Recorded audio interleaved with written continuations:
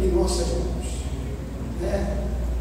Ontem foi nos dito isso, né? A Bíblia escrita em vários idiomas, né? Bíblia da mulher, Bíblia do pregador. É tanta Bíblia, é palavra que nós podemos ter hoje, né, em nossas mãos, e ler onde quer que for, na praça, no trem, no ônibus. Devemos, irmãos, ler a Bíblia. É importante ler. Ou ler a Bíblia. É a palavra do Senhor. Amém? Vamos fazer a leitura alternada, tá? Depois do versículo aqui 93, a gente vai para o 105. Amém? 89. Diz assim: para sempre, ó Senhor, a tua palavra permanece no céu.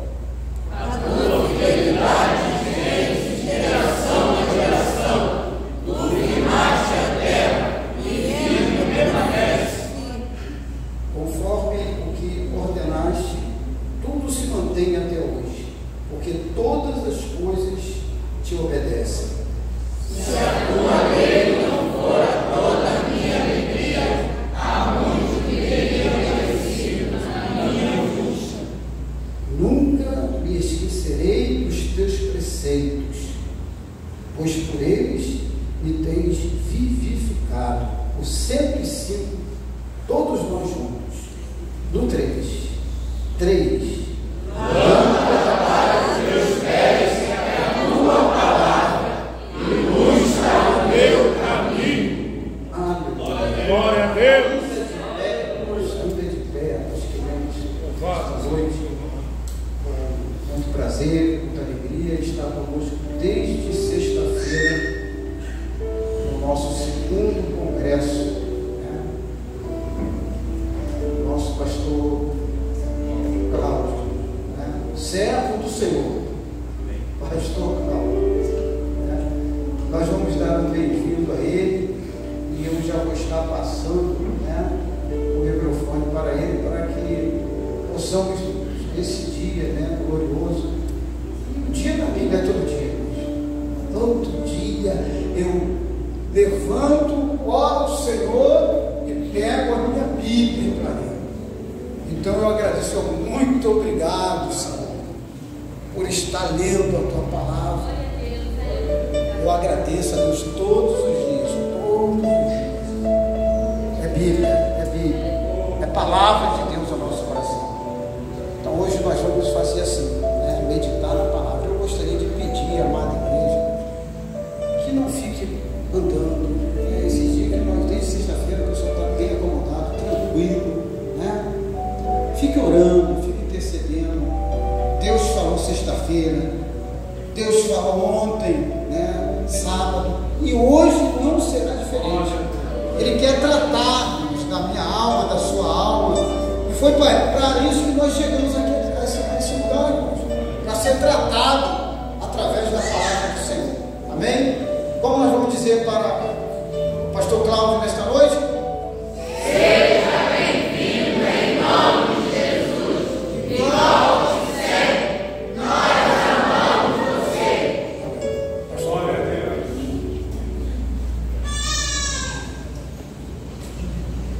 A paz do Senhor Jesus, amada igreja. Amém. Vamos ter um momento de oração. Aleluia. Amado Pai, no nome de Jesus, teu Filho, estamos aqui neste lugar por tua causa, para te adorar, para oferecer a ti o nosso culto, a nossa adoração, porque o Senhor é tão bom, todo o tempo tu és tão bom, a tua bondade permanece para sempre. Temos experimentado e visto que o Senhor é bom. Queremos cantar a tua bondade para sempre. Queremos proclamar que o Senhor é bom e a sua misericórdia dura para sempre. Porque o Senhor é bom, a sua misericórdia dura para sempre. Pai querido, dependemos totalmente de ti. Não confiamos em nós mesmos, em nossa capacidade humana. é nosso intelecto, Senhor, é nosso conhecimento. Não nos estribamos em nós mesmos, mas confiamos em Ti, em toda a provisão do Espírito Santo, nessa fonte inesgotável, nesse manancial que jamais acaba, nesse rio de água viva, Senhor.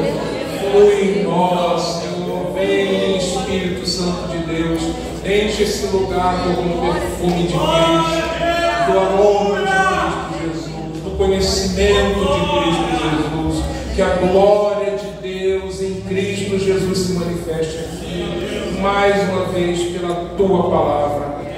A Tua palavra permanece para sempre. A Tua palavra para sempre está firmada no céu. A Tua palavra é lâmpada para os nossos pés, é luz para o nosso caminho, é a espada afiada de 2 fios. A Tua palavra é pão, a Tua palavra é mel, a Tua palavra é água pura. A Tua palavra, Senhor, nós queremos ouvir, precisamos ouvir a Tua palavra. Vem, Jesus, fala conosco. Amém e amém. Irmãos, vamos tomar assento. É um prazer estar aqui, irmãos. Agradeço mais uma vez o convite que me foi feito através do nosso querido Itamar, pastor Itamar, presbítero Itamar, e pela acolhida que o pastor Nelson, todo o ministério da igreja, todo o corpo de obreiros nos concede com tanta alegria, tem sido recebido. Irmãos, eu posso testificar com os irmãos da liberdade que o Espírito Santo, eu sinto no Espírito Santo em comunicar a palavra de Deus aqui neste lugar. Eu testifico que o Espírito de Deus se move aqui. Aleluia. Eu sinto uma tremenda liberdade para falar a palavra. A palavra, ela tem sido ministrada sem nenhum impedimento. Eu não sinto nenhum tipo de restrição no meu espírito para falar a palavra de Deus. A palavra de Deus tem sido ministrada com liberdade. Eu louvo a Deus por isso. Eu encontrei, aqui há um ambiente propício para que o pão de Deus seja ministrado. Glória. Então que o Senhor alimente todos nós nessa noite. O tema da nossa ministração, irmãos, é o sumo sacerdócio de Jesus e a ordem de Melquisedeque, no livro de Hebreus. Então nós falamos muito sobre o livro de Hebreus, temos ministrado a palavra de Deus a partir deste livro, que tem sido o livro principal, e a partir dele da qual ministramos desde sexta-feira. E esse livro é um livro que, particularmente na Bíblia, ele revela Jesus de maneira muito singular, como sendo um sumo sacerdote. Mas para a gente entender bem e chegar nesse ponto, que é o ponto central do que queremos falar, eu preciso passar um pouquinho sobre um pouco que tem falado no livro de Hebreus. Eu vejo alguns rostos que eu não vi nem na sexta nem no sábado. Eu gostaria de poder fazer um retrospecto para que possamos compreender o que temos dito, porque para mim o que importa é que a igreja saia daqui entendendo o que ouviu, alimentada no coração, fortalecida na fé, para que possa realmente continuar desenvolvendo a sua caminhada com Jesus. Amém, irmãos? Então o culto tem que ter entendimento, temos que entender a palavra. Esse texto aí é um texto que fala muito ao nosso coração, está em Hebreus 13:8, vamos ler juntos. Jesus Cristo, ontem e hoje, é o mesmo e o será para sempre. Então a ênfase, o centro do livro de Hebreus é Jesus Cristo. Jesus Cristo, ele é a pedra angular desse livro, ele é a centralidade, ele tem a preeminência, porque o livro revela quem Jesus Cristo é. Sim, toda a Bíblia faz isso, mas o livro de Hebreus tem uma tonalidade especial em revelar Jesus como sendo o grande sacerdote sobre a casa de Deus. Nós já vimos algumas coisas, falamos sobre uma introdução do livro de Hebreus, introdução, o que eu gostaria de deixar claro é o seguinte: o que é importante você entender em resumo, tá? Nesse tópico do livro de Hebreus. O livro de Hebreus foi escrito para crentes em Jesus, de maioria judaica, ou seja, crentes do judaísmo, tá? Da primeira aliança, que vieram para a fé no Senhor Jesus. Então eles foram iluminados, o véu foi removido, começou a ser removido, e eles começaram a entender que o Antigo Testamento todo fala de Jesus. No entanto, com o passar do tempo, esses crentes, que inclusive eram para crescer na fé, o texto diz que pelo tempo ter corrido, eles já deveriam até ser mestres para ensinar outros. Inclusive isso aqui é um alerta para as nossas vidas, porque com o passar do tempo, irmãos, Deus deseja o nosso crescimento espiritual, que nós venhamos amadurecer como cristãos, crescer na graça, crescer no conhecimento, para que nós possamos também ministrar e ensinar outras pessoas. E o povo, essa comunidade, não estava crescendo, pelo contrário, não só não estava avançando no conhecimento, como estava até retrocedendo por causa das pressões que eles estavam vivendo. Muitos dessa comunidade estavam inclusive sofrendo o espólio dos bens, conforme já vimos na ministração de sexta e de sábado, perdendo seus bens. O Império Romano estava tomando as propriedades dos crentes, a fim de que eles recuassem, a fim de que eles retrocedessem e deixassem a fé em Jesus. Então o livro é uma exortação, um encorajamento para que não se volte atrás, porque aquele que lança a mão do arado e olha para trás não é apto para o reino de Deus. Nós não podemos ser como a mulher de Ló, que olhou para trás. Nós temos que, pelo contrário, correr com perseverança a carreira que nos está proposta, olhando para Jesus, autor e consumador da fé. Então é um livro que encoraja para que os crentes não desistam e avancem, porque eles estavam retrocedendo. E nesses tempos que estamos vivendo, irmãos, nós vemos muita apatia espiritual. Estamos vivendo tempos de uma certa mornidão em muitos crentes. Muitos estão perdendo o foco em Jesus e começando a amar as coisas desta vida, e começando a perder o foco em Jesus, e a esperança da volta de Jesus começa a arrefecer, e muitos começam a desanimar e começam a recuar. Pessoas que antes estavam tão firmes, eram pessoas que influenciavam outras, testemunhavam, pregavam o Evangelho, estavam sempre nas reuniões de oração, muitas vezes começa a desanimar, a retroceder por causa dos dias que se chamam hoje, com tudo que se apresenta nesses desafios que temos aí. Esse livro de Hebreus é uma palavra de Deus solene para ecoar em nossos corações, a fim de nos exortar a não desanimarmos. Irmãos, a nossa salvação está mais perto de nós hoje do que quando cremos no início. A nossa salvação está mais perto de nós hoje. Nós já temos iniciado essa carreira, essa corrida, e aquele que vem não tardará, em breve voltará. Cadê a igreja que tem o espírito do arrebatamento? Cadê essa igreja? Aquela igreja que está com o azeite, com a sua lâmpada acesa, porque sabe que o noivo está a caminho. A igreja precisa estar com a sua candeia acesa e as suas vestes alvas, porque aquele que vem não tardará, e o justo vive pela fé. E se ele retroceder, diz o livro de Hebreus, a alma do Senhor não tem prazer nele.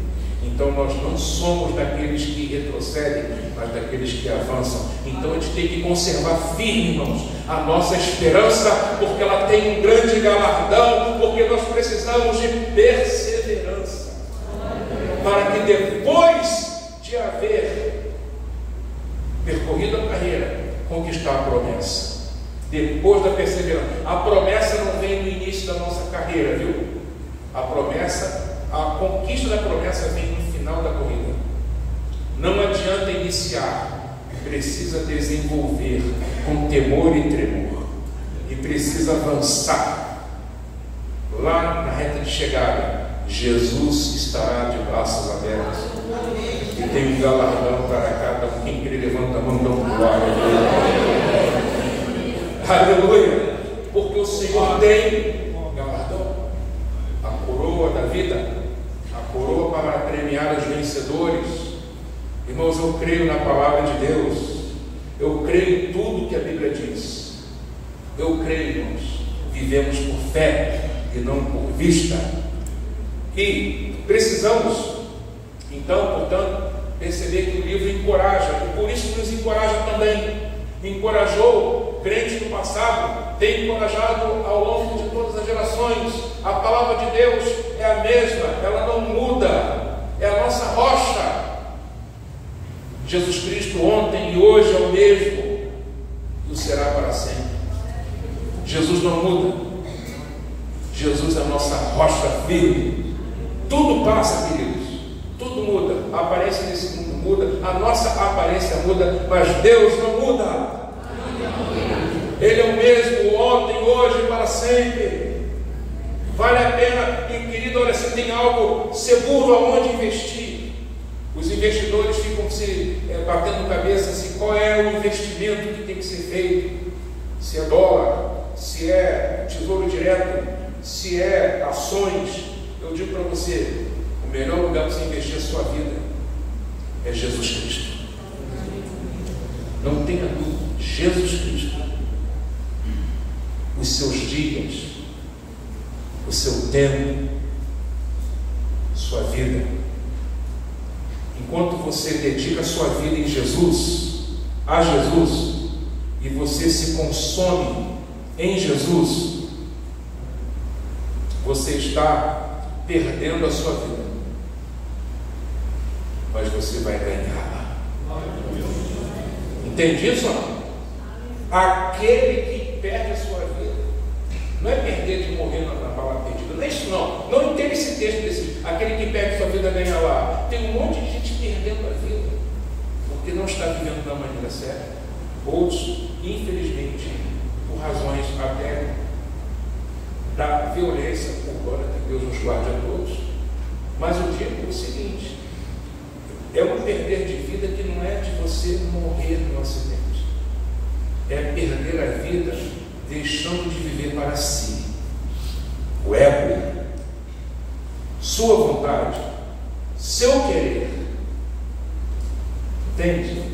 E você passar a fazer como Paulo: não sou mais eu quem vive, mas é Cristo quem vive em mim. Aleluia. E a vida que eu vivo neste corpo, eu a vivo pela fé no Filho de Deus que me amou e se entregou por mim.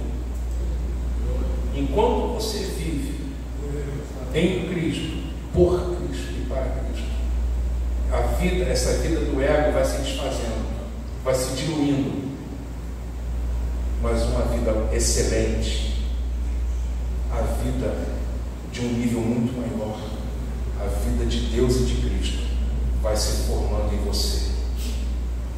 Cristo passa a viver em você. O Espírito de Cristo vive naquele que vive em Cristo. E aí você ganha a sua vida. Que vida que você perdeu? A vida do ego. E que vida que você ganhou? A vida eterna, a vida de Cristo. Aleluia! Então, temos que avançar, irmãos. Vai alta a noite e vem chegando o dia. livro de Hebreus, ele se estrutura de uma forma interessante. Ele vai falar, eu vou passar aqui rapidinho, que eu não vou me estender em pontos que eu já passei, tenho falado nesses dias todos, porém, eu quero falar sobre, olha só o objetivo de Hebreus, você vai ler junto comigo, diga assim: Hebreus visa encorajar os destinatários, provavelmente comunidade de maioria de judeus, convertidos ao cristianismo e que permanecerem constantes na fé em Jesus e que não retornem ao judaísmo. Então esse é o objetivo do livro. E para isso, o que ele vai fazer? Ele vai mostrar que Cristo é superior. Ele convoca a não abandonar a confiança, porque ela tem grande recompensa. O justo deve viver pela fé, e se ele retroceder, o Senhor não tem prazer no justo. A gente quer que o Senhor tenha muito prazer na nossa vida. O livro se estrutura nessa abertura, que a gente chama de prólogo, e ele vai mostrar que Jesus é maior do que os anjos. E ontem eu estava dizendo o seguinte: Jesus é maior do que os anjos. Os judeus, eles têm uma tradição seguinte, de que quando a lei no Monte Sinai foi dada a Moisés, quem é o mediador do antigo pacto? Moisés. Moisés recebeu as tábuas da lei. É dito na tradição judaica que essa entrega da lei foi dada por anjos. A lei teria sido dada por anjos a Moisés. É por isso que os anjos, em algumas vertentes do judaísmo, eles têm até uma importância para além, a ponto de serem até cultuados. Culto a anjos. Isso o apóstolo Paulo disse que não pode jamais ser feito culto a anjos. Os anjos, irmãos, eles nem de longe chegam perto de quem é Jesus. A nova aliança foi dada como mediador maior do que Moisés. Quem é o mediador da nova aliança? Jesus. A nova aliança vem a nós como mediador maior. E essa aliança nova, ela é superior à antiga. Por isso que o livro exorta para que os crentes não retornem ao judaísmo. Porque Jesus, ele é maior do que os anjos. Nenhum anjo ouviu de Deus em tempo algum: tu és meu filho, eu hoje te gerei. Mas a respeito do filho foi dito isso. Jesus, ele não é uma criação. Quem são os anjos? Criação de Deus. Eles são espíritos ministradores da parte de Deus, sabe? Então os anjos, eles são importantes, eles têm um lugar da ação deles no mundo espiritual. Eu não sei se você sabe, mas o anjo do Senhor acampa-se ao teu redor. Ele te livra, te guarda, tá certo? Há um anjo que está aí. Os que o temem, claro, né? O Senhor acampa-se ao redor daqueles que o. Quem tem o Senhor dá glória? Então o anjo do Senhor acampa-se ao teu redor, amém, irmãos? Porém, não permita que o anjo tome o lugar de Jesus. Não é? Você não pode, por exemplo, se eu digo assim, já vi isso em muitos lugares, né? Pregadores falando assim: tem um anjo passando com a bandeja de ouro, não é? Com a bênção para entregar. Às vezes isso tem chamado mais a atenção dos crentes se ele dissesse: Jesus está aqui. Irmão, o anjo serve, adora a Jesus Cristo. Vamos fazer o que eles fazem, porque eles adoram a Deus, adoram a Jesus. Jesus, ele é digno. Quando Deus introduziu o primogênito dele no mundo, ele disse que todos os anjos de Deus adorem. Jesus é adorado.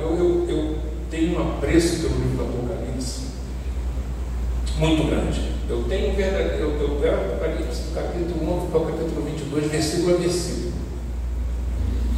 Versículo a versículo. Já disse tudo na igreja algumas vezes.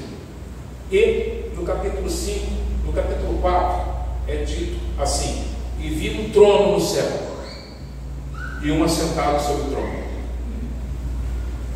Está falando do Pai. Mas no capítulo 5, João, ele fica um pouco triste, porque ele vê um livro todo selado, por dentro e por fora, e ninguém no céu, nem na terra, nem debaixo da terra, era digno de nem sequer chegar perto desse livro, quanto mais abrir os selos, porque os selos do livro são juízos de Deus sobre o mundo, para encerrar toda uma era, iniciar o novo céu e a nova terra. Primeiro selo, segundo selo, terceiro selo, quarto selo, quinto selo, sexto selo, sétimo selo. Os selos são abertos, ninguém pode abrir selo. E João ficou angustiado e chorava. Quem conhece o texto sabe o que eu estou falando? João chorava muito, porque não tinha ninguém, nem Miguel, nem o arcanjo Miguel podia chegar nem perto desse livro. Porque o único, quem pode abrir esse livro, tem a chave da história, não. Ele tem o poder de julgar os vivos e os mortos. Ele tem as chaves. E João chorava. De repente, ele vê em pé. Aliás, antes dele ver o cordeiro, o anjo diz para ele: não chores, porque eis que o leão da tribo de Judá, a raiz de Davi, venceu, e ele é digno de abrir o livro e tomar os selos. Aleluia! Quando ele espera ver um leão, ou seja, uma imponência do leão, ele diz que viu um cordeiro, como tendo sido morto. E ele tinha 7 chifres e 7 olhos. Chifre na Bíblia representa autoridade, 7 é plenitude. Todo o poder pertence ao Cordeiro de Deus. Os 7 olhos fala de todo conhecimento, de toda ciência, de toda da onisciência e da sua onipresença. Ele não é só onipotente, mas ele também é onisciente e ele é onipresente. Os 7 olhos. E ele é digno. E o Pai deu a ele o livro. E ele tem autoridade para abrir selo após selo, porque o juízo pertence a ele. O reino pertence a ele. O poder pertence a ele. A glória pertence a ele. E o que João começa a ver? João começa a ver uma adoração diante do trono, uma adoração que parte do centro do trono, aonde você vai ver querubins, que são seres muito próximos. Os serafins são aqueles que ardem. Diante do trono manda rios de fogo. E os serafins são esses seres que ardem. Eles são seres flamejantes. Ele, um desses, que trouxe a brasa de fogo e tocou a boca do profeta Isaías. Então a adoração que parte do centro, com querubins, com serafins, e daqui a pouco começa a ver miríades de anjos ao redor do trono. Ela vai do centro e vai aumentando a radiância. Então miríades e miríades, dizendo ao nosso Deus que se assenta no trono e ao Cordeiro, seja a glória, seja a honra, seja o poder, seja o domínio. E agora digno és de tomar o livro, de abrir os selos, porque foste morto e com teu sangue compraste para Deus os que procedem de toda tribo, língua, povo, nação, e para o nosso Deus os constituístes reis e sacerdotes, e reinarão sobre a terra. E a adoração diz, e depois eu vi do centro do trono vai irradiando, e ele começa a ver toda a criatura, no céu, na terra, no mar e até debaixo da terra, os peixes, glória a Deus, os seres marinhos, irmãos, todos os joelhos se dobrando, as aves dos céus, toda a criação rompendo na adoração, a causa de todos nós existimos. Tu és digno, Senhor, digno és de tomar o livro e de abrir os selos, porque foste morto e com teu sangue compraste para Deus os que procedem de toda tribo, língua, povo, nação. Uma adoração que parte do trono e alcança todo o cosmos, o universo inteiro, e rompe a adoração por Deus. Inclusive um povo que está em jardim paraíso. Aleluia!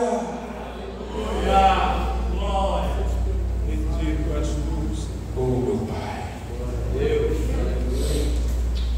No capítulo 4 de Hebreus, até os bebezinhos novos, que da boca dos que mamam, ele suscita verdadeiro louvor. Aí, ó, a igreja está dando glória, o bebê está ensinando como faz, na linguagem dele lá. Dá glória, igreja!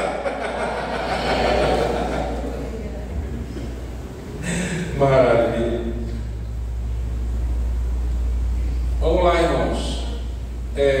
Agora vou pedir para que os irmãos aí colocassem o texto bíblico de Hebreus 4,14. Aleluia. Visto que temos um grande sumo sacerdote, Jesus, Filho de Deus, que penetrou nos céus, retenhamos firmemente a nossa confissão. 15. Porque não temos um sumo sacerdote que não possa compadecer-se das nossas fraquezas, porém um que, como nós, em tudo foi tentado, mas sem pecado. Cheguemos, pois, com confiança ao trono da graça, para que possamos alcançar misericórdia. Aleluia. E achar graça a fim de sermos ajudados em tempo oportuno. Glória a Deus. Aleluia. Vamos entender esse texto. Glória a Deus. O texto afirma que nós já temos um grande sumo sacerdote, que o nome dele é Jesus, o Filho de Deus. Olha lá. Nós temos um grande sumo sacerdote. A pergunta é: o que é um sumo sacerdote? Um sumo sacerdote é o principal sacerdote, é o cabeça do sacerdócio. Assim como o sacerdócio levítico tinha Arão, o sumo, ou grande sacerdote, Arão, irmão de Moisés, é com ele que começa o sacerdócio levítico. O sacerdócio de Jesus tem ele como sumo sacerdote. Ele é o cabeça de todo o sacerdócio.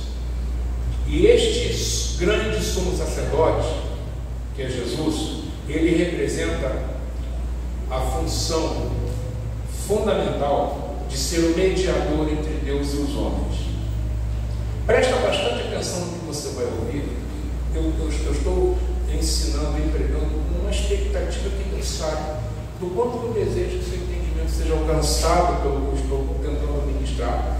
Porque se você entender, isso pode fazer uma diferença tremenda na sua vida. Sua vida cristã pode realmente mudar. E você realmente ter uma experiência com Jesus ainda maior. Quantos desejam? O apóstolo Paulo diz que só há um único Deus e um só mediador entre Deus e os homens, que é Cristo Jesus, homem. O que significa dizer que entre Deus e os homens há uma distância enorme, intransponível. Deus está no trono no céu, Deus é santo, Deus é puro, Deus está afastado de todo mal, Ele é vivo em luz, inacessível, é o único que tem a imortalidade e que é o santo dos santos. Aleluia. A fonte de toda a vida e de todo ser. Nós somos criaturas limitadas, nós somos mortais e nós somos, porque somos pecadores, somos mortais, pecadores e mortais. Então, entre Deus e nós há uma distância intransponível, a não ser que o próprio Deus quisesse estabelecer uma ponte, uma forma de que nós possamos nos chegar até Ele. E como Deus é bom, a gente está cantando nessa noite que Deus é tão bom, né? Deus proveu essa ponte, e essa ponte se chama Jesus. Ele é mediador porque Ele está no meio. O que é ser um mediador? É alguém que está no meio entre um e outro.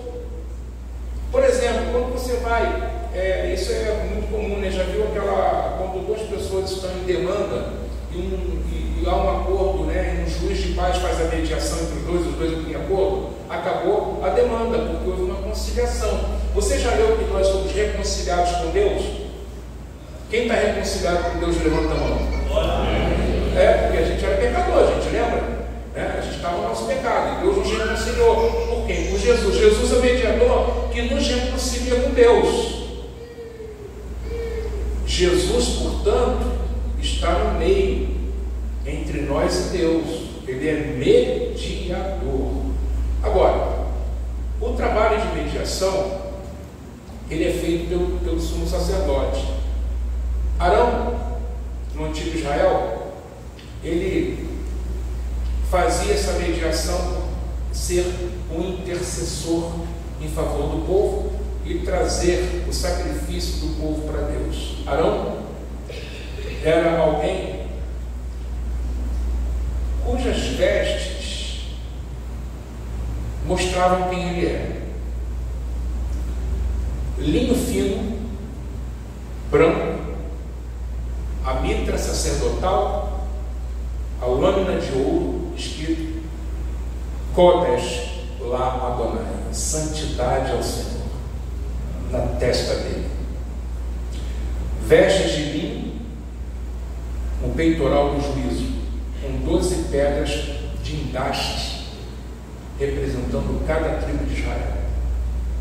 A tribo de Judá, a tribo de Benjamim, a tribo de Dan, a tribo de Manassés, até chegar nas 12 pedras.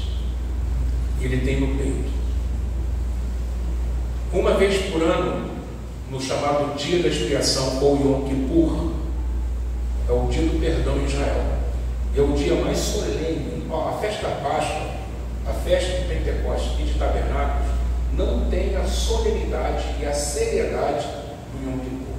Porque se o sacrifício que o sumo sacerdote está levando para além do véu não for aceito, o povo inteiro será punido e julgado.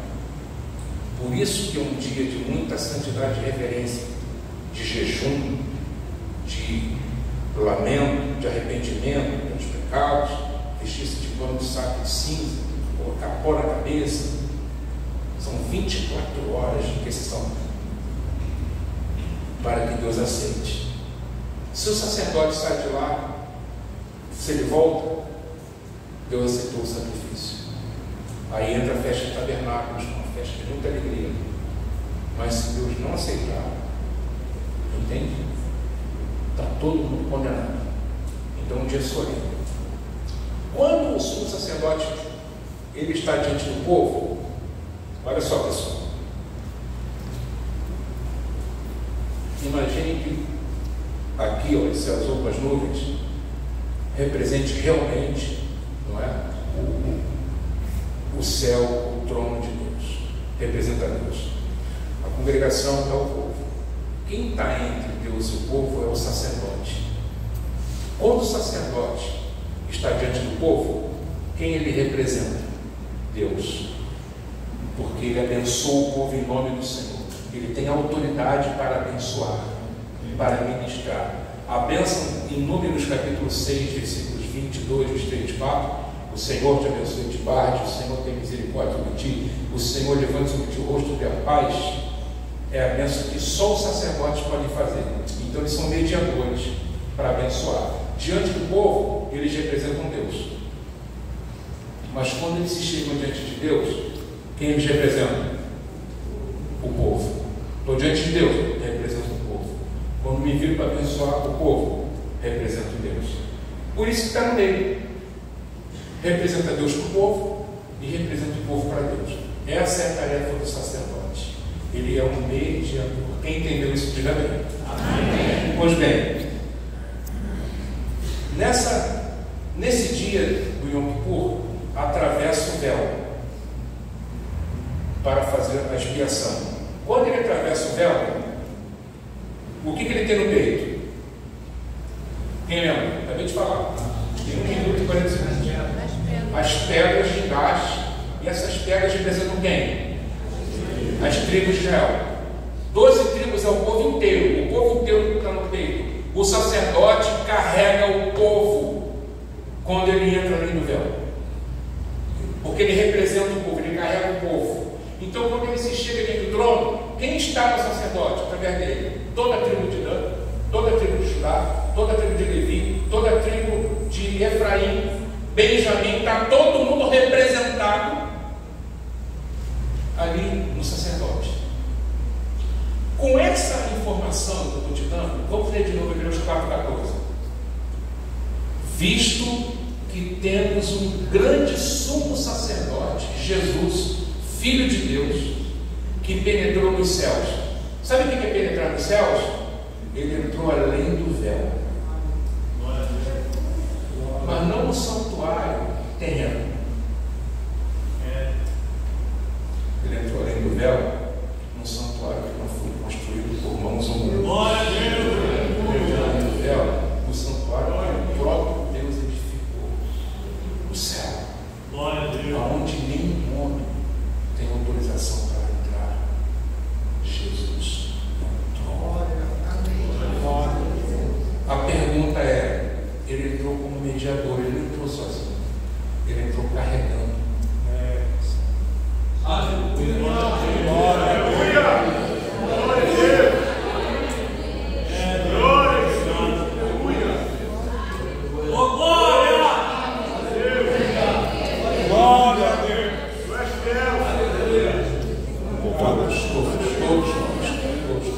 Ele nos carregou em seu coração. E quando ele chega ali no véu, todos nós chegamos representados. Ele é o mediador. Retenha firme a tua confissão. Agora, tem mais. Não temos um sumo sacerdote que não possa compadecer-se das nossas fraquezas. Por quê? Presta atenção. O sacerdote é um mediador, correto? Para ser mediador, ele tem que pertencer aos dois mundos, um de cima e um mundo de baixo. Para ser mediador, ele tem que entender das coisas de Deus, pertencer ao mundo divino e pertencer ao mundo terreno.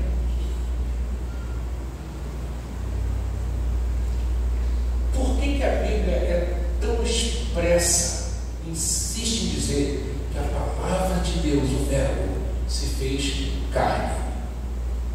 Por quê? Por que João já dá esse testemunho? No princípio era o Verbo estava com Deus, o Verbo era Deus, ele estava no princípio com Deus, todas as coisas foram feitas por intermédio dele, e sem ele nada do que foi feito se fez, e o Verbo se fez carne e habitou entre nós, cheio de graça e de verdade. Cheio de graça e de verdade. O que é o Verbo se fez carne? É que ele se fez um ser humano, de carne e osso. Seus pés tinham 5 dedos igual ao seu. Sua mão tinha 5 dedos, em cada mão igual a sua mão. Ser humano, um coração que bate, sangue nas artérias. Ser humano. Jesus se tornou humano justamente porque se ele viesse como anjo, ele não poderia ser mediador. Um anjo não pode fazer mediação entre Deus e os homens. Não pode. Tem que ser alguém que pertence ao mundo divino, ao mundo da eternidade, mas ao mesmo tempo tem que ser alguém que pertence ao nosso mundo, para poder nos representar. Um anjo não pode te representar diante de Deus, mas Jesus pode. Aleluia. O nosso sumo sacerdote pode se compadecer de nós, das nossas fraquezas, porque ele se tornou um ser humano.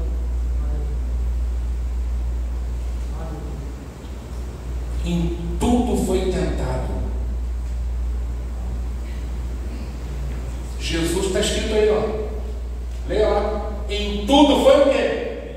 Tentado. Então não foi uma manifestação que não tenha sido uma encarnação. Jesus é resultado da encarnação. O Verbo se fez carne. É por isso que ele experimentou. E para ser o nosso Salvador, não podia ser de outro jeito. Tinha que ser como um de nós. E conhecer as tentações que os seres humanos vivem. Lembra do batismo de Jesus no Jordão? Jesus sai do Jordão. Olha só que coisa impressionante. Jordão é um lugar de céu aberto. Quando Jesus vê João Batista, os céus se abriram e o Pai disse: esse é o meu filho amado, em quem eu tenho prazer. E veio o Espírito Santo em forma de fogo sobre Jesus. Irmão, na sequência do texto, logo em seguida ele foi levado pelo mesmo Espírito ao deserto para ser tentado. Assim é a vida do crente. Na igreja é uma experiência de céu aberto. Você está sentindo a presença de Jesus? Eu também estou muito, inclusive. Jesus está na casa. Louvado seja o nome do Senhor. Só que na segunda-feira, entende? Você vai viver o chão concreto da existência, da realidade, dos desafios, do ônibus lotado, entendeu?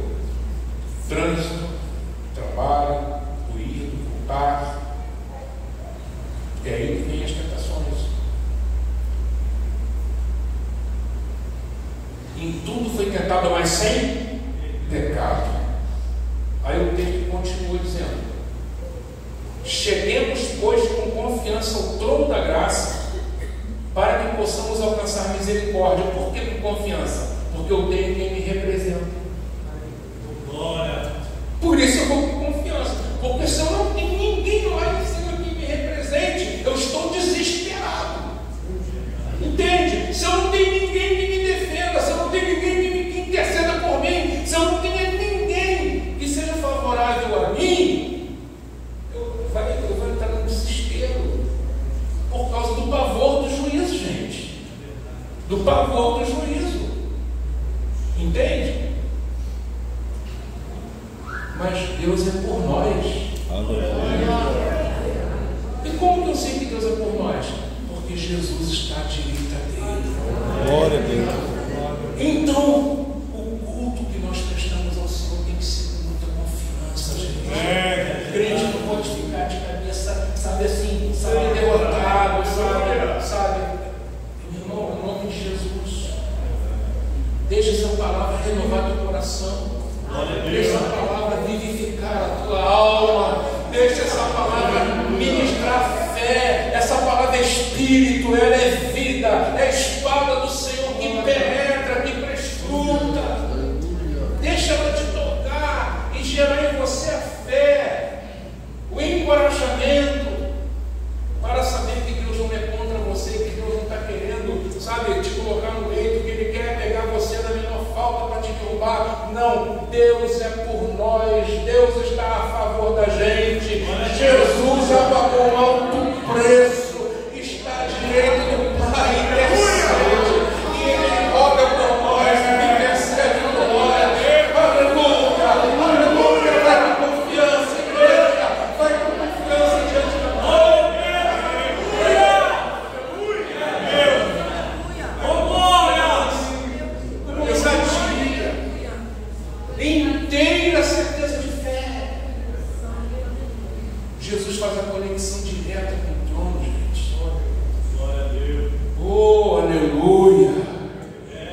em espírito e em verdade, amado. Tem uma conexão direta com o trono de Deus. Glória a Deus. E aí a gente pode alcançar misericórdia, graça, socorro, maravilha e sermos ajudados em tempo oportuno. É o que diz a palavra de Deus. Olha o texto em Hebreus 5, virando o capítulo, olha só. Fica o texto quando tem que virar logo o capítulo. Capítulo 5, versículo 1. Olha que texto impressionante.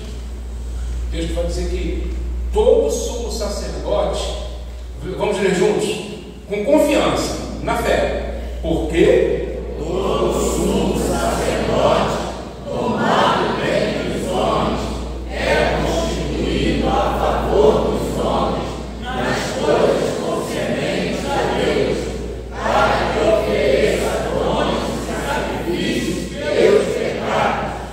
Olha só, todo sumo sacerdote é tomado dentre os homens. Entende por que Jesus não poderia vir como um anjo? Tem que ser dentre os homens. Não pode ser anjo. Não pode ser desencarnado. Tem que ter um corpo humano. Agora, ele poderia ter vindo direto como um homem adulto, né? Descer do céu para a terra. Mas não é assim. Ele entrou, quem entra pela janela é o ladrão. O pastor entra pela porta. A porta do nascimento do ser humano é como? É nascido de mulher.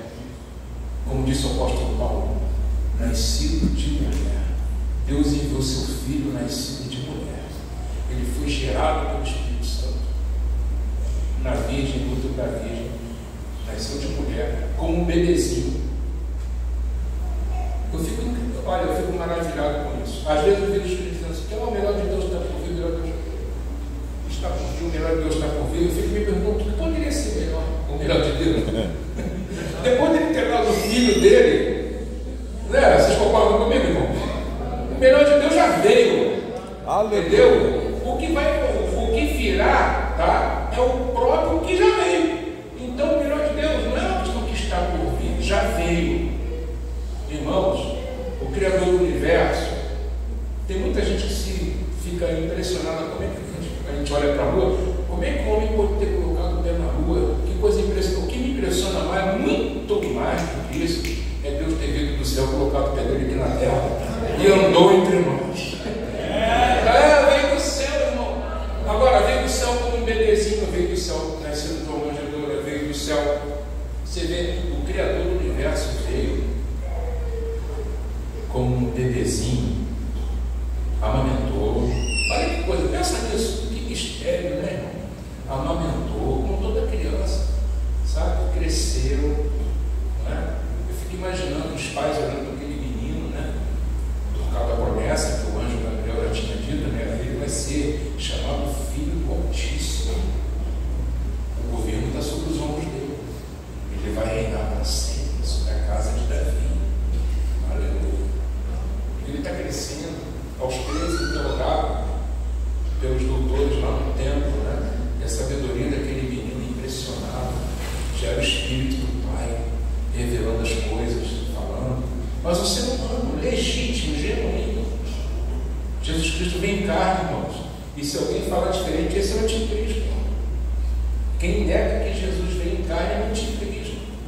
Jesus vem em carne e foi tentado em todas as coisas, é tomado dentre os homens, escolhido dentre os homens, porque ele precisa experimentar a humanidade amplamente para te representar perfeitamente. Aleluia. Olha só o versículo 2: e para compadecer-se eternamente dos ignorantes e dos errados. Está falando de quem? De nós. De nós, dos ignorantes, dos errados. Para ele ter compaixão da gente, ele precisou se tornar como a gente. Nunca pegou, mas experimentou a tentação. Nunca pegou, mas experimentou traição. Nunca pegou, mas sabe qual é a dor da rejeição. Nunca pegou, mas conhece a dor do abandono. Nunca pegou, mas ele sabe o que vai ser compreendido. Não tem uma dor que você tenha sentido, sentiu ou vai sentir ainda, que Jesus não conheça. Porque ele é chamado de homem de dores.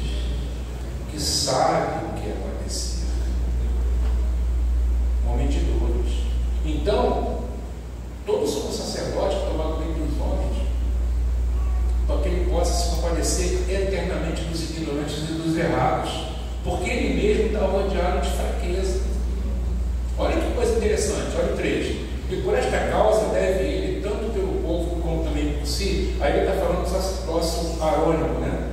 Oferecer a oferta pelos pecados. Por quê? O sacerdócio levítico, o Arão também era pecador, diferentemente de Jesus, claro. Ele era pecador, então ele precisava oferecer sacrifício por ele, depois pelo povo, ano após ano. E por ser pecador, ele morre. Todos os sacerdotes de Israel morreram, todos eles. Entendeu? Todos eles foram morrendo.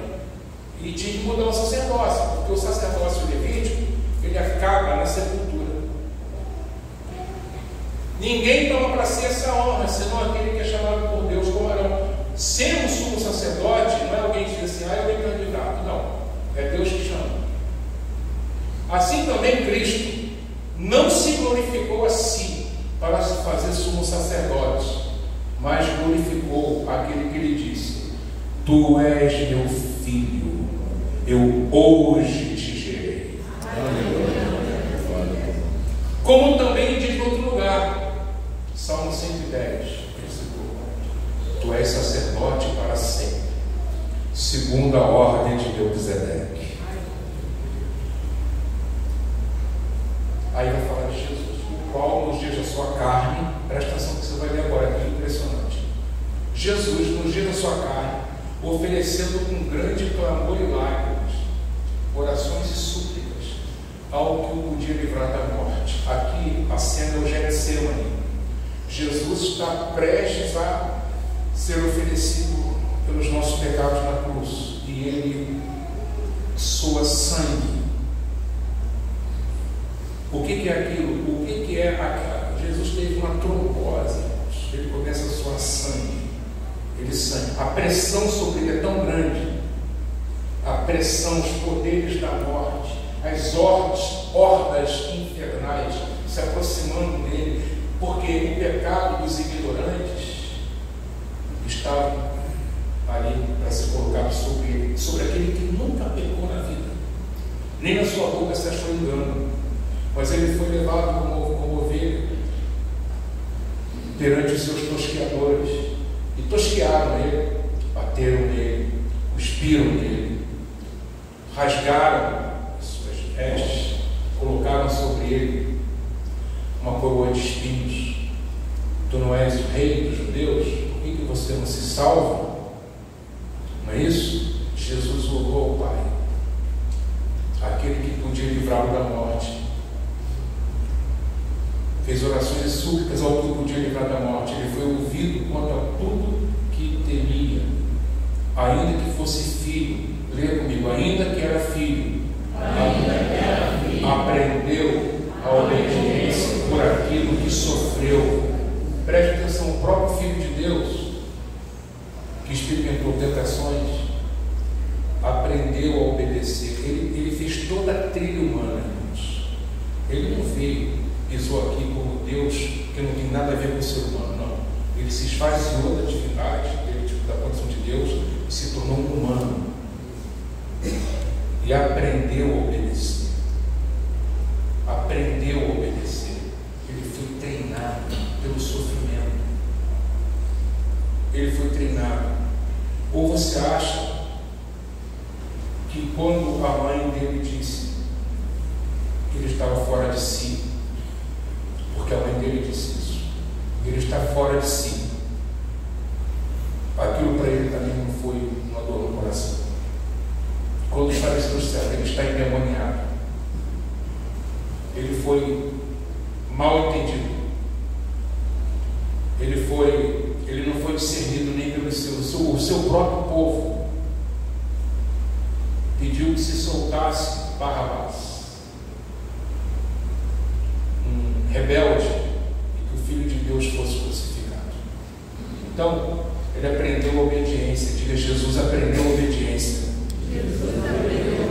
Através daquilo que sofreu. E a versão atualizada fala: e tendo sido aperfeiçoado, a corrigida diz, sendo ele consumado, veio a ser a causa da eterna salvação a todos os que lhe obedecem. Então, escuta o que eu vou te dizer. Ele é um mediador perfeito. Ele é um mediador perfeito. Ofereceu um sacrifício perfeito para uma salvação perfeita. Jesus, ao se fazer como um de nós, experimentou tudo aquilo que a gente pode experimentar. Todo tipo de dor, todo tipo de situação. Ele viveu a humanidade, nunca pecou, mas ele sabe que é ser tentado.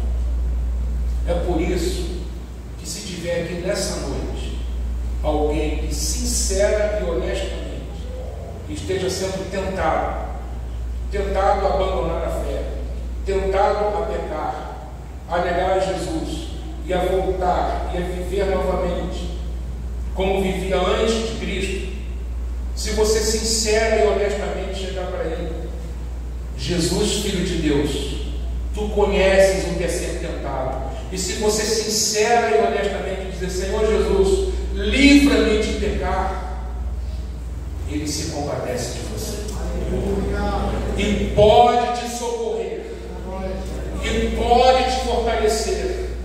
E mesmo que você tenha caído, Ele pode te levantar, porque Ele é misericordioso e fiel, sumo sacerdote. Quando Deus se uniu a nós através de Jesus, homem, é para nunca mais nos deixar. Ainda que teu pai ou tua mãe te desamparassem, eu contudo jamais te desampararei. Ele jamais vai nos deixar.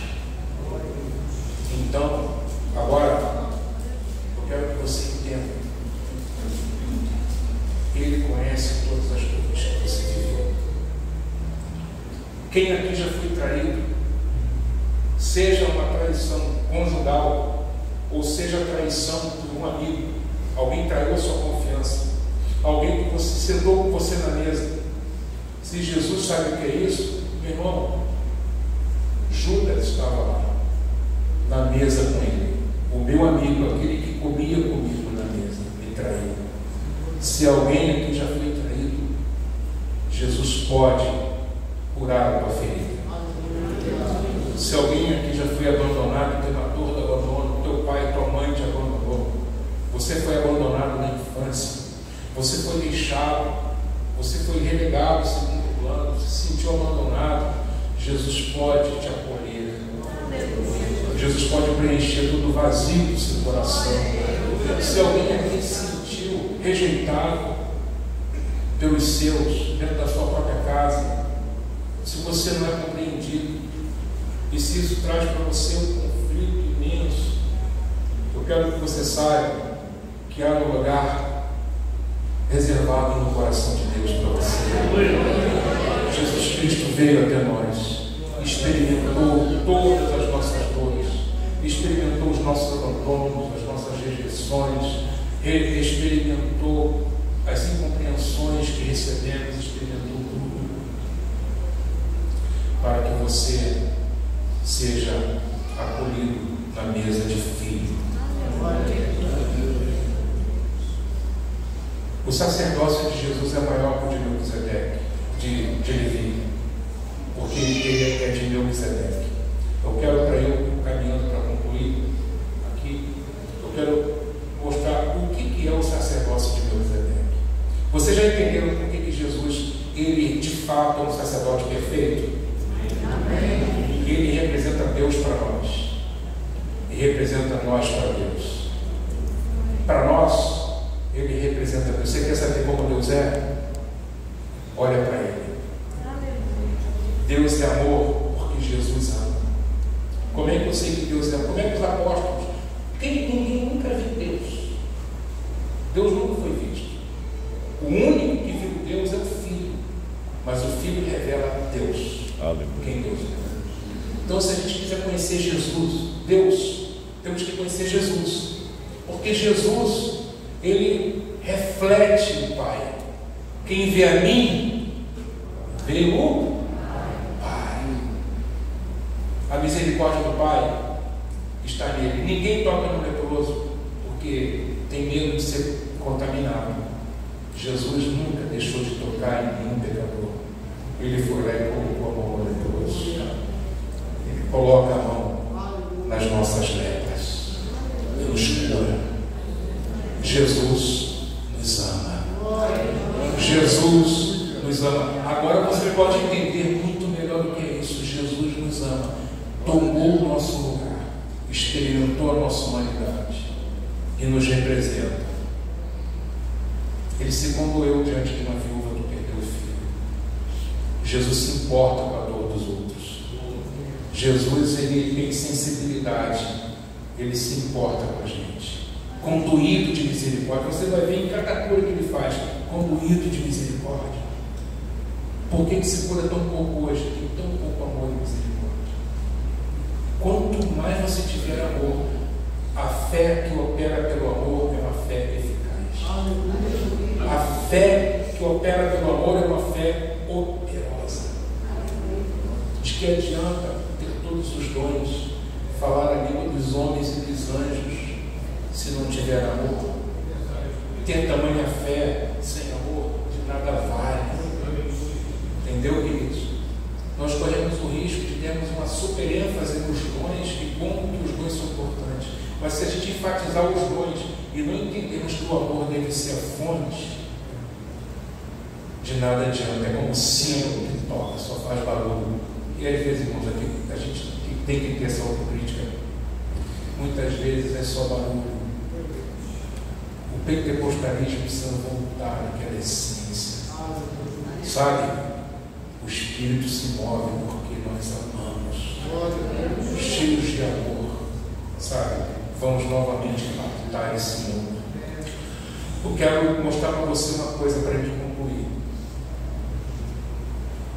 Por que o sacerdócio de Melquisedeque, que é o de Jesus, é maior que o de Arão? O sacerdócio de Hebreus 7, por favor. O sacerdócio de Arão é o sacerdócio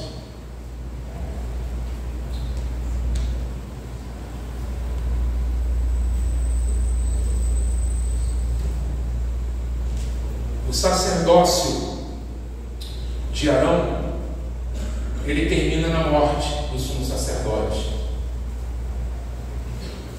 O sacerdócio de Melquisedeque é eterno. É isso que eu vou te mostrar agora. Olha só o último versículo, versículo 6. Volta um versículo atrás. Olha só, de grego, onde Jesus. Onde, bota o 19 para a gente saber aonde se refere esse pronome.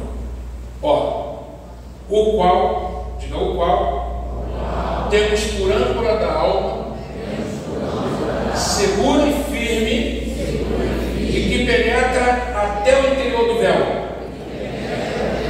20. Onde Jesus? Onde? No véu. Ele penetrou além do véu. Onde Jesus? Como nosso precursor, eternamente sumo sacerdote, segundo a ordem de Melquisedeque. Quem quer entender isso aqui, esse mistério de Deus? Está dizendo que Jesus entrou além do véu, como sumo sacerdote, segundo não a ordem de Levi, que já acabou. A gente precisa dizer isso. Crentes, a ordem levítica acabou. Ou vocês querem costurar véu de novo? Fala para quem está do seu lado, irmão. O véu já foi rasgado. Vira para a esquerda, para a direita e fala: o véu já foi rasgado. Você quer costurar ele de novo? O véu já foi rasgado, não já? Vai costurar de novo, irmão?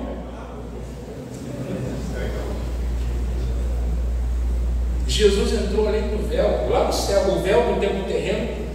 Irmão, no dia da crucificação de Jesus, o véu, no dia. Olha que evento, pastor. Evento singular. No tempo de Jesus nunca aconteceu isso. O véu de alto para baixo.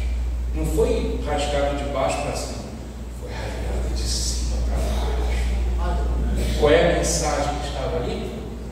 Agora nós temos livre acesso à presença de Deus. Aleluia! Aleluia! Porque uma conexão, irmão, uma das coisas ruins tem internet que cai, né? Quem já experimentou, está trabalhando, está estudando, a internet cai. Já experimentou isso?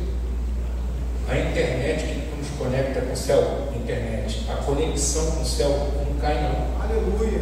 É firme e permanente. Entendeu? E numa velocidade tremenda, você fala, pai, pronto, já conectou. Aleluia! Aleluia! Jesus, como nosso precursor, entrou por nós, tendo sido feito eternamente sumo sacerdote, segundo a ordem de... Fala assim, ordem de Melquisedeque. Quem quer aprender o que é a ordem de Melquisedeque, levanta a mão. Porque tem gente com fome aqui, vai liderar essa decisão. Vamos lá então.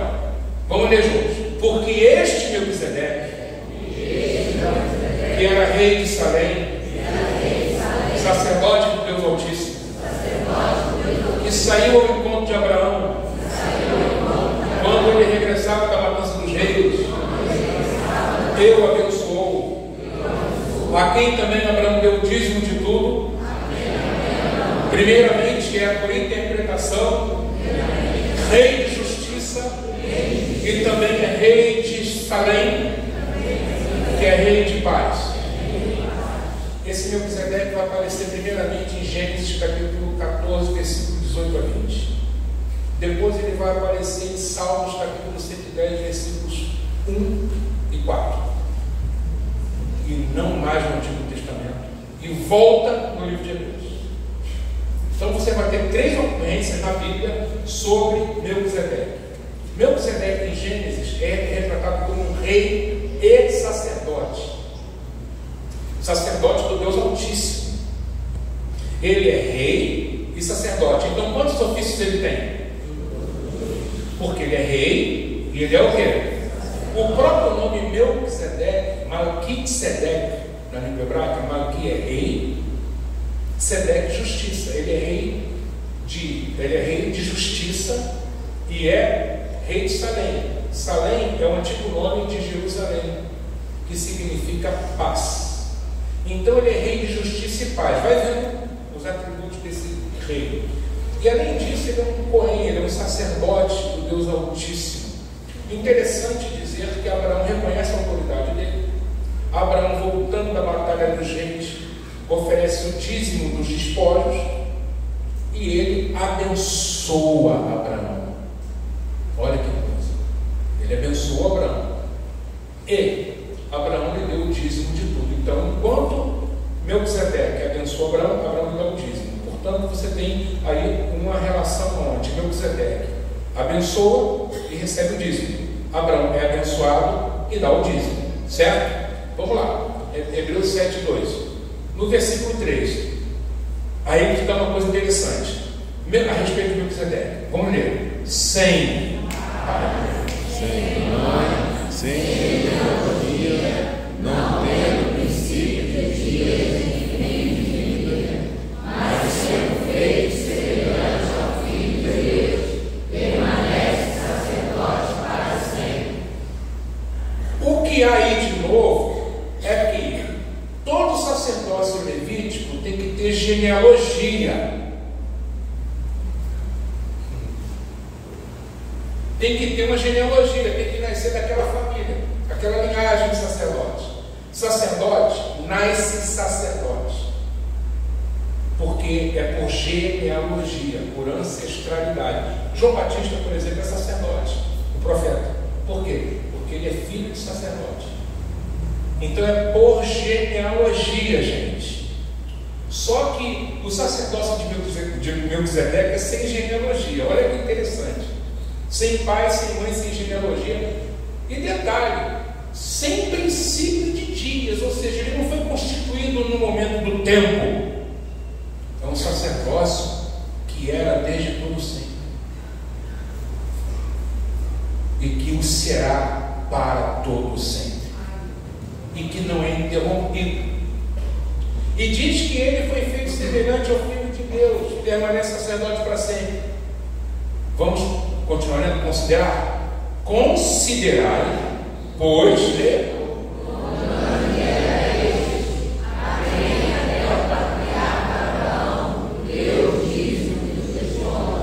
considerai, por que a gente tem que considerar?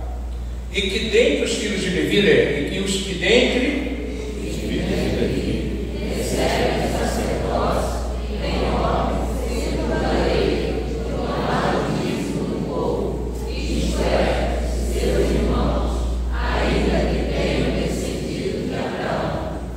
Mas aquele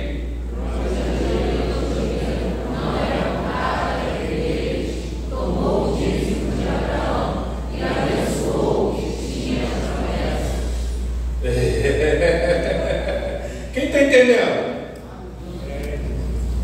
Melquisedeque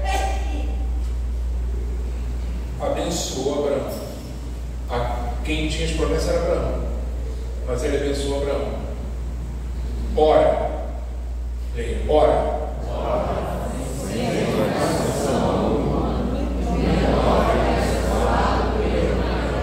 Aqui está algo intrigante. Ele está desenvolvendo uma argumentação para mostrar que o sacerdócio de Melquisedeque é maior que o sacerdócio de Levi. Ele está dizendo que o maior é quem abençoa o menor. Como foi Melquisedeque que abençoou Abraão? De onde que concluiu que Levi é menor do que Melquisedeque se Levi nem estava presente? Quem entendeu a questão aqui? Agora eu vou precisar da sabedoria intelectual para poder explicar isso. Como é que eu vou introduzir uma coisa dessa, né? E dizer assim, irmãos, ora para Deus revelar. Quem está entendendo o que eu estou falando? Mesmo? Quem está alerta aí? Vamos entender. Princípio da representatividade. Olha só. Por que a Bíblia nos diz que quando Adão pecou, o que nós temos a ver com o pecado de Adão e Eva? Já se perguntou sobre isso? Porque a gente nunca conhecia o Adão. Você já viu Adão por aí? Não, né? A gente nunca viu o Adão, né? Nem a Eva. O que tem a ver com ela, né? É porque Adão e Eva, escuta só, eles são os pais da humanidade. Então eles nos representam. Então a queda de Adão foi a nossa queda. Há uma representatividade, há uma solidariedade da raça humana. O que aconteceu lá no Éden, nós herdamos, nós pecamos, porque ele pecou. Nós herdamos a natureza pecaminosa. Isso se chama representatividade. Por quê? Porque a morte de Cristo Jesus, Paulo diz que quando Cristo foi crucificado pelo nosso velho homem. Porque todos nós somos representados na cruz.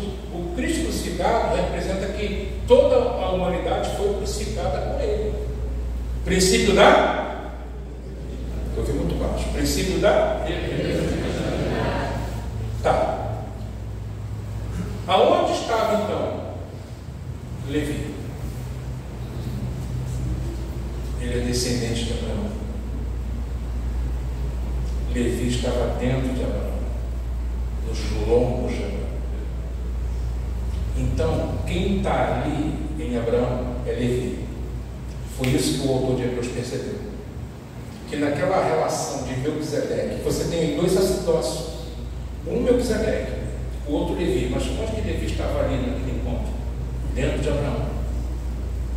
Então, quem é que abençoou quem? Levi está dentro de Abraão. Quando Melquisedeque abençoou Levi, Abraão, ele abençoou Levi. Porque onde que Levi está? Dentro de Abraão. E quando Abraão pagou o dízimo a Melquisedeque, quem pagou o dízimo através de Abraão? Levi. Ora, sem sombra de dúvida, sem contradição alguma, o menor é abençoado pelo... Quem está entendendo isso? Olha só, aqui certamente dão um dízimo os homens que morrem. Ali, porém, é aquele de quem se testifica que vive. E para se dizer, olha só, olha a chave aí, ó. Diga assim: para se dizer, por meio de Abraão, até Levi, que recebe dízimos, pagou. Está claro, igreja? Então dá uma glória a Deus aí. Glória a Deus. Entendeu mesmo? Levi pagou dízimos através de Abraão. Então qual o sacerdócio que é maior? Melquisedeque. Porque ainda ele estava nos lombos do seu pai. Está lá o texto. Quando Melquisedeque lhe saiu ao encontro. Quem estava nos lombos? Levi. No pai no lombo de Abraão. Quando Melquisedeque veio. De sorte que se a perfeição fosse pelo sacerdócio levítico, porque sob ele o povo recebeu a lei, que necessidade haveria de haver outro sacerdote que se levantasse segundo a ordem de Melquisedeque? E não fosse chamado segundo a ordem de Arão. Qual é a necessidade? A necessidade é essa: quando muda o sacerdócio, também é necessária uma mudança de lei. E já houve essa mudança de sacerdócio. E infelizmente muito crente ignora e desconhece. O sacerdócio mudou. Quando? No Calvário. Mudou no Calvário. Porque aquele de quem essas coisas se dizem pertence a outra tribo, a qual ninguém serviu ao altar. Agora tem mais uma coisa que eu tenho que explicar. Jesus não é da tribo de Levi, é da tribo de Judá. E de Judá não vem sacerdote. E agora? Não tem problema. A ordem de Melquisedeque é sem genealogia. E é Aleluia. Eterna. Glória a Deus. Aleluia! Olha lá. Porque aquele de quem essas coisas se dizem pertence a outra tribo, da qual ninguém serviu no altar. Visto ser manifesto que nosso Senhor procedeu de Judá. E concernente a essa tribo, Moisés falou do sacerdócio. E muito mais manifesto ainda se a semelhança de Melquisedeque se levanta outro sacerdote, que não foi feito segundo a lei dos mandamentos carnais, mas segundo a virtude da vida incorruptível. Senhora, essa igreja entender isso, meu Deus do céu. Os sacerdotes levíticos se desfazem, eles morrem, perecem, acabam. O sacerdócio de Melquisedeque é constituído não segundo a lei do mandamento carnal, mas segundo o que? Leia lá. Segundo o que? A virtude da vida é a vida que não se desfaz. É por isso que não tem mudança mais de sacerdócio. Jesus é o nosso sumo sacerdote, segundo a ordem de Melquisedeque. E, irmãos, olha, eu poderia falar disso aqui a noite toda, mas eu estou agora encerrando dizendo, porque dele assim se testifica: tu és sacerdote eternamente, segundo a ordem de. Lembra que eu disse que o sacerdócio de Melquisedeque, o Melquisedeque era rei e sacerdote? Pois bem, o sacerdócio levítico é só de sacerdote, não tem rei. Jesus já encerrou esse sacerdócio. Agora é um sacerdócio onde rei e sacerdócio vão estar juntos no mesmo ofício. Neste exato momento, tem um sacerdote assentado no trono. Assentar-se no trono é para reis, mas tem um sumo sacerdote assentado no trono. O que o sacerdote está fazendo nesse exato momento? Presta atenção. O que o sacerdote faz? Entrega o sacrifício. Não entrega o sacrifício? Jesus entregou qual sacrifício? O seu próprio corpo. Quando ele chegou além do véu, ele não chegou com um cordeiro na mão. Foi o próprio cordeiro que chegou. Ofertante e oferta numa mesma pessoa. Ministro e oferta numa mesma pessoa. Ofereceu-se a si mesmo por nós. E o rei?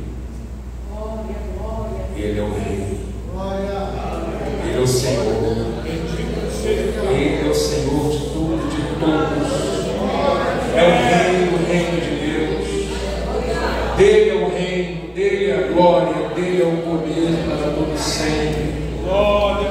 Digno és de tomar o livro, de abrir os selos, porque e com teu sangue compraste para Deus os que procedem de toda tribo, língua, povo e nação.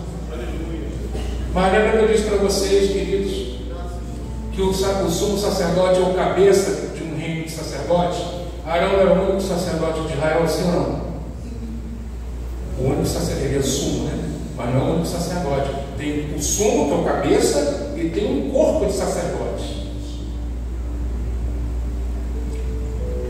Você já viu que na Bíblia é dito que a igreja é uma nação de reis e sacerdotes também?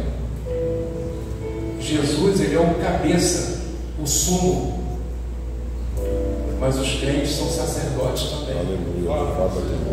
Os crentes são sacerdotes e reis, chamados a cooperarem com o reino dele nesse mundo. Amado, esse é o teu chamado. Eu vim aqui dizer isso. Você não está fazendo parte mais da ordem de Levi. Pelo amor de Deus. Aqui não tem levita não, né, irmão? Se tiver levita, eu quero ver levita aí agora. Levita é levita. Se não levita, não é levita. Tem levita aí não, né? Tem sacerdote segundo a ordem de Deus. Não tem sobrinho de Moisés, mas tem filhos de Deus gerados por Jesus. Glória a Deus. O nosso sacerdócio é outro, querido. O nosso sacerdócio é celestial. O nosso sacerdócio é segundo a ordem de Melquisedeque. É uma nação sacerdotal gerada em Cristo Jesus. Isso é interessante, irmãos. Eu era recém-convertido, novinho, adorando a Deus. Deus me deu uma visão que eu me vi vestido de linho fino. Eu não entendia nada de Bíblia, mas eu me vi vestido de linho fino, uma coroa na cabeça de ouro. Eu disse: o que é isso? Mas me vi mesmo, de olho aberto. Tive uma visão, onde eu me vi no meio do povo de Deus adorando. Eu perguntei para o irmão que tinha mais vivência na fé, e ele disse: você nunca leu que o reino de Deus é um reino de reis e sacerdotes? Da ordem de Melquisedeque. Aleluia. Irmão, se a gente não terminar essa noite em adoração, a gente não entendeu nada dessa palavra. A gente tem que terminar essa noite adorando ao Senhor, adorando ao Senhor, levantando incenso, que são as orações, as ações de graças, sabe, palavras de amor, de adoração ao nosso Deus, por tudo aquilo que Ele tem realizado por nós. Glórias a Deus por isso. Eu quero, antes de passar o microfone, dizer para os irmãos que esses dias para mim têm sido dias muito de percepção da presença de Deus. Glória a Deus. Estar aqui com os irmãos tem sido uma bênção.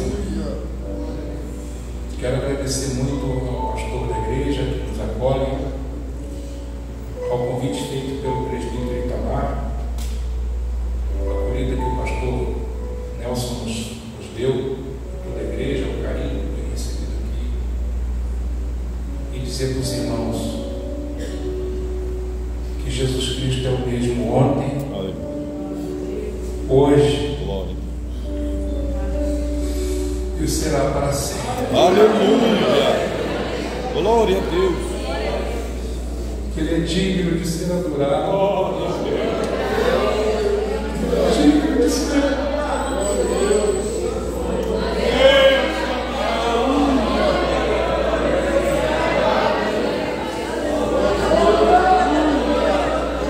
Ele é digno de ser adorado. Vamos colocar em pé, irmãos, vamos adorar aquele que senta no trono. Vamos adorar aquele que está exaltado à direita de Deus dos céus.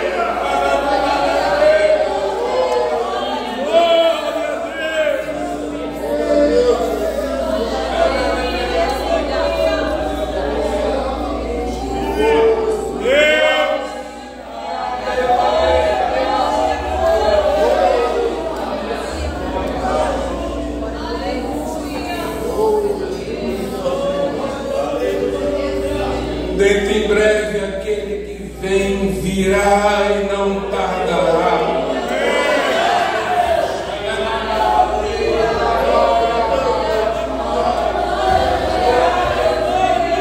Noiva gloriosa de Jesus, levantai as vossas mãos e adorai aquele que vive. Aquele que reina pelos séculos dos séculos.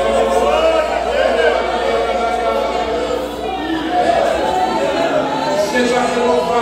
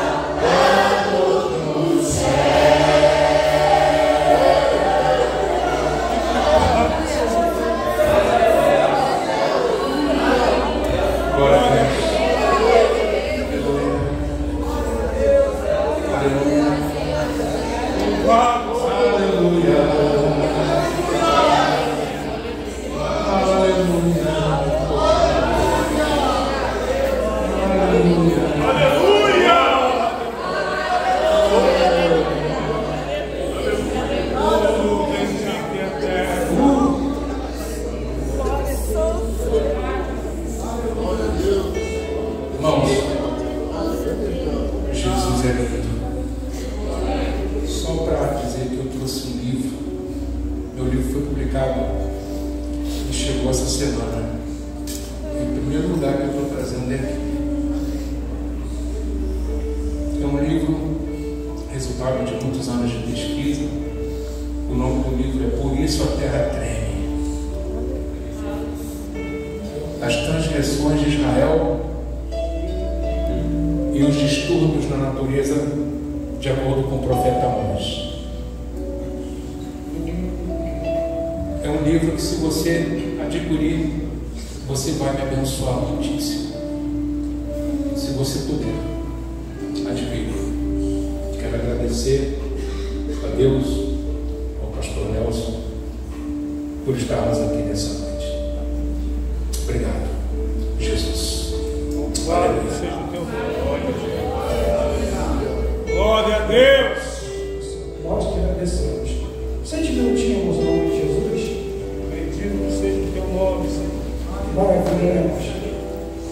Maravilha. Também não podemos deixar de registrar aqui a presença do nosso visitante. Fique de pé para que a gente possa conhecer. Está conosco a congregação da Rua F, junto com o pastor Taíra, os obreiros, e mais alguns irmãos que nos visitam nessa noite. Como nós vamos dizer aos nossos colaboradores nessa noite? Sejam bem-vindos em nome de Jesus e volte sempre. Nós amamos vocês. Deus nos abençoe.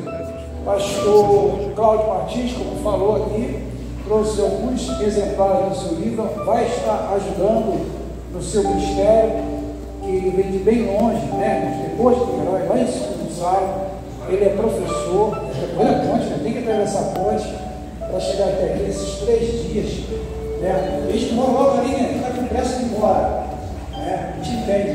Mas nós fomos tão longe e trouxe aqui um material maravilhoso, e que eu fiquei maravilhado que ontem eu acompanhei ali e eu extraí bastante. Fiz muita pergunta para ele.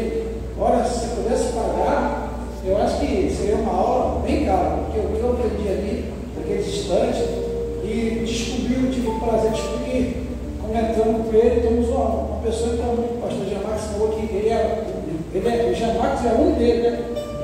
O pastor Jamax é um dele. Então, para você ver o livro, né? Nós temos esse livro, esses 3 dias. Então, se você puder, adquira aí, para estar ajudando o irmão. Qual o valor? Qual o valor? Pastor, a gente não vem, mas qual o valor? R$60.